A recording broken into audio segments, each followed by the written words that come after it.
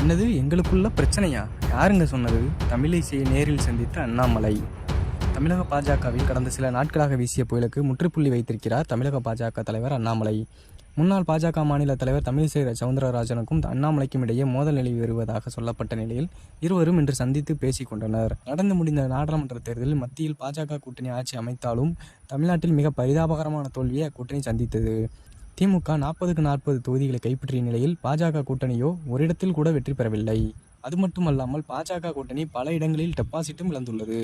இதனைத் தொடர்ந்து இந்த தேர்தல் முடிவை வைத்து அண்ணாமலைக்கு எதிராக தமிழக பாஜகவில் ஒரு தரப்பினர் பகிரங்கமாக குரல் எழுப்பி வந்தனர். அண்ணாமலை எடுத்த சில அரசியல் முடிவுகள் தான் இந்த படுதோல்விக்கு காரணம் என்று அவர்கள் கூறினர். இந்நிலையில் தென்சென்னை தொகுதியில் போட்டியிட்டு தோல்வியடைந்த தமிழிசை சவுந்தரராஜன் கடந்த வாரம் ஒரு தனியார் தொலைக்காட்சியில் பேட்டி ஒன்றை அளித்திருந்தார். அதில் அதிமுகவுடனான கூட்டணி முறிந்ததே பாஜக தோல்வியடைய காரணம் என்று பொருள் போடும் வகையில் அண்ணாமலையை மறைமுகமாக தாக்கி பேசினார். இது தமிழக பாஜகவில் பெரும் சலசலப்பை ஏற்படுத்தியது. அண்ணாமலை ஆதரவாளர்களும் தமிழிசை சவுந்தரராஜன் ஆதரவாளர்களும் தனித்தனியே பிரித்து ஒருவரையொருவர் சமூக வலைதளங்களில் விமர்சிக்க தொடங்கியுள்ளனர்.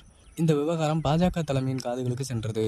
இந்த நிலையில்தான் ஆந்திர முதல்வர் சந்திரபாபு நாயுடு பதவியேற்பு விழாவில் கலந்து கொண்ட தமிழிசையை மேடையில் வைத்து அமித்ஷா கோபமாக பேசினார். இது தொடர்பான வீடியோ சமூக வலைதளங்களில் பரவியது. இந்நிலையில் அண்ணாமலை சொல்லித்தான் அமித்ஷா தமிழிசை சவுந்தரராஜனை திட்டியதாக ஒரு கருத்து பதவி வந்தது.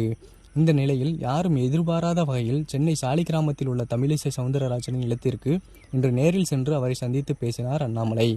இதனால் அண்ணாமலைக்கும் தமிழிசை சவுந்தரராஜனுக்கும் இடையில் மோதல் நிலை வருவதாக நிலவி வந்த சர்ச்சைக்கு முற்றுப்புள்ளி விழுந்துள்ளது.